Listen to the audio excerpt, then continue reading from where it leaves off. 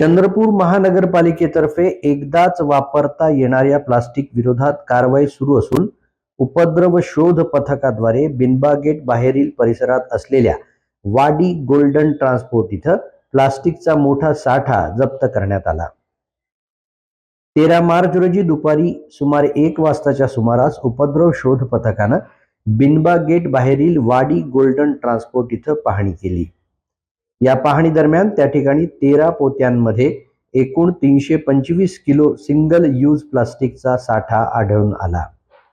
शासन निर्णयानुसार अशा प्रकारच्या प्लास्टिकवर बंदी असल्यानं हा साठा पंचनामा करून जप्त करण्यात आला। या साठ्याबाबत ट्रान्सपोर्ट मालकाला विचारपूस केल्यानंतर हा 13 पोती माल गडचांदूर येथील गुरुकृपा एजन्सी या मालकाचा असल्याचं समजलं। त्यानुसार संबंधित मालकाला चंद्रपूर महानगरपालिका कार्यालयात उपस्थित राहून दंड भरण्याबाबत सूचना देण्यात आली आहे।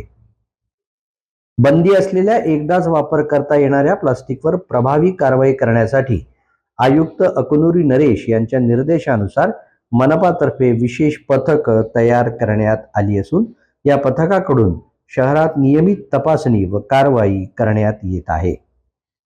एकदाच वापर करता येणाऱ्या प्लास्टिकचा साठा अथवा बंदी असलेल्या प्लास्टिक पिशव्यांबाबत माहिती देणाऱ्याचं नाव गोपनीय ठेवण्यात येत असून दिलेली माहिती खरी ठरल्यास 5,000 रुपयांचं बक्षीस देण्याची तरतूद करण्यात आली आहे।